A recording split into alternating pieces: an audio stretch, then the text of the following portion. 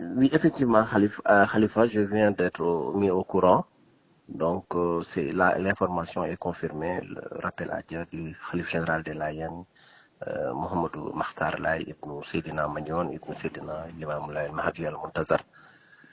C'est vraiment une triste nouvelle qui nous a réveillés ce matin.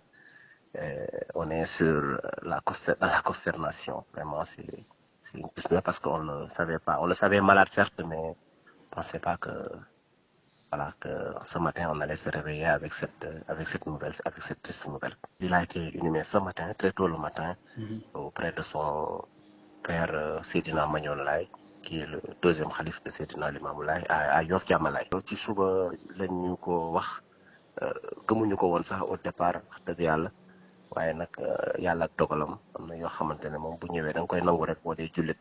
ci suba lañ ko yëg ñun ni ñu xalifa bi Mouhamadou Makhtar ibn Seydina Magnon wàññeeku na nelaw na ñu sante ko yàlla ndax loolu suñu borom dogal denc nañ ko ci suba yëg nañ ko ñu denc nañ ko suba ci Yoff Jàmmalaay ci xabru way juuram ñu Seydina Magnon nga xam ne moo nekkoon ñaareelu xalifa Seydina Limaam